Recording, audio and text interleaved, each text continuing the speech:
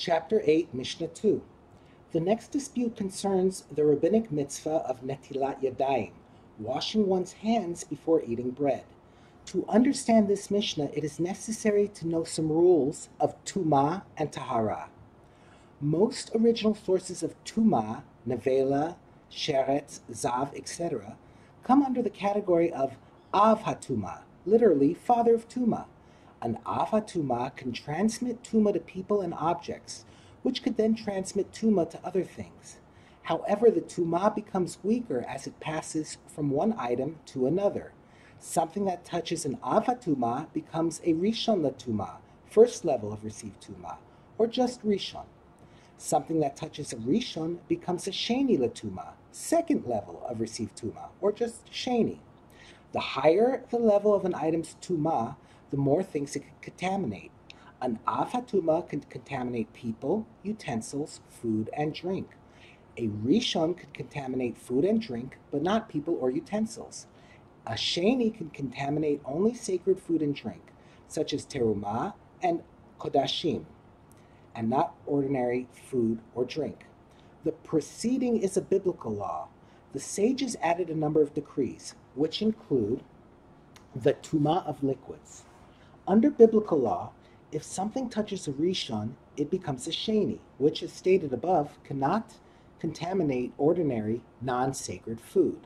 The rabbis decreed, however, that if a liquid touches a rishon, the liquid also becomes a rishon, which could contaminate every type of food. Not only that, but they even decreed that if a liquid touches a sheni, the liquid goes up a level and becomes a rishon. It emerges that in rabbinic law, a tameh liquid is a rishon in almost every case.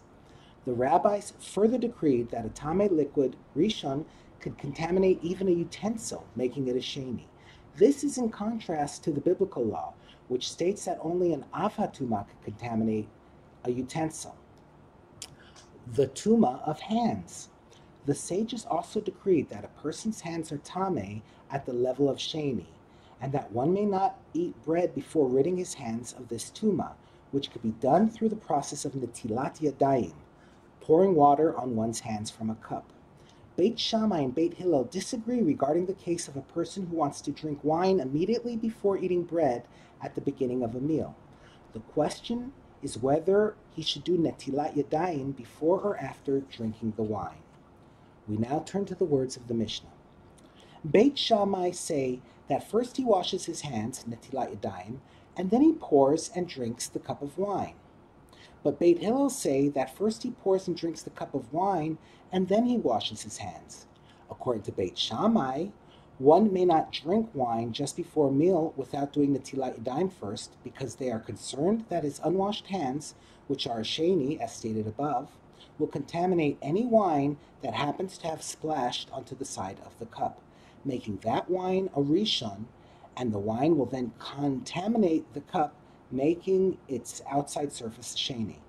He would then be forbidden to drink from the cup once the meal starts, because Beit Shammai hold that even a cup that is tameh only on the outside may not be used during a meal.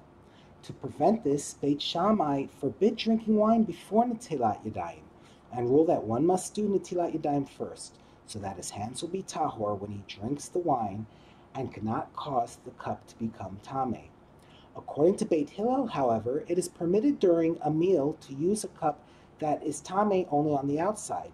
One may therefore drink before netilat yadayim, because even if his unwashed hands make the outside of the cup tameh, as described above, the cup may still be used. Beit Hillel are bothered by a different problem. If one does netilat yadayim first, and he does not dry his hands properly, they might still be damp when he pours the wine. Then, if the cup being used is tameh on the outside, which is permitted according to Beit Hillel, the moisture on his hands will become tameh from the cup. This defeats the purpose of netilat yadayim, because he will then eat his meal with tameh hands. To avoid this, Beit Hillel rule that he must drink the wine first and do netilat yadayim